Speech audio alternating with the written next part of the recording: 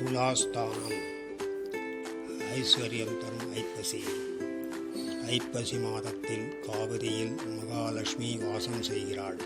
எனவே பிரம்ம முகூர்த்தத்தில் காவிரியில் நீராடினால் மகாவிஷ்ணுவின் அருள் கிட்டும். சூரிய உதயத்திற்கு சுமார் 1.5 மணி நேரத்திற்கு முன் மும்மூர்த்திகளும் 33 கோடி தேவர்களும் 1000 ரிஷிகளும் முனிவர்களும் காவிரியில் நீராடுவதாக துலாக்காவிரி புராணம் தெரிவிக்கின்றது. ஐப்பசி மாதத்தில் குரு பகவான் துலா ராசியில் இருப்பதால் பிரம்மகங்கை காவிரியில் கலக்கிறது என்பது ஐதீகம். ஸ்ரீரங்கத்தில் அருள் புரியும் ரங்கநாதருக்கு வழக்கமாக ஸ்ரீரங்கம் கோவிலின் வடக்கு பகுதியில் உள்ள கொள்ளிடத்திலிருந்து வெள்ளிக்குடங்களில் தீர்த்தமெடுத்துச் செல்வார்கள்.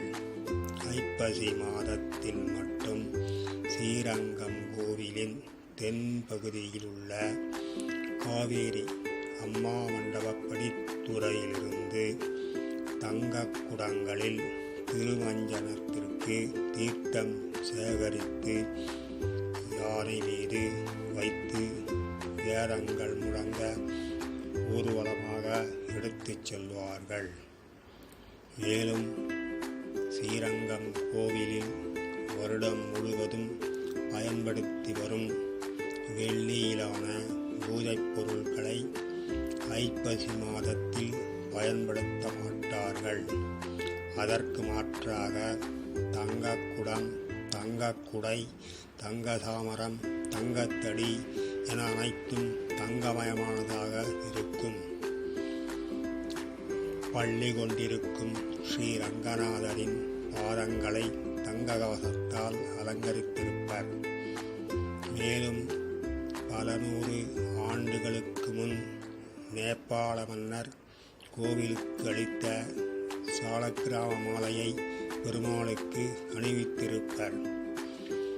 முழுக்க தங்கத்தால் ஜொலிக்கும் பெருமாளை துலா மாதமான ஐப்பசியில் மட்டுமே தரிசிக்க பிடிப்பது என்பது தனி சிறப்பாகும்.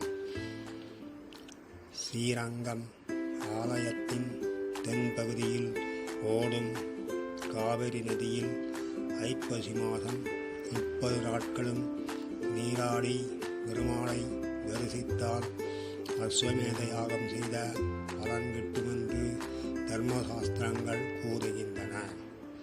ஸ்ரீ ரங்கராஜன் திருவடிகளே சரணம். இந்த வீடியோவை கடைசி வரை ஸ்கிப் பண்ணாமல் கேளுங்க. மறக்காமல் சப்ஸ்கிரைப் பண்ணுங்கள், லைக் செய்யுங்க, ஷேர் செய்யுங்க, கமெண்ட் செய்யுங்கள். நன்றி, வணக்கம்.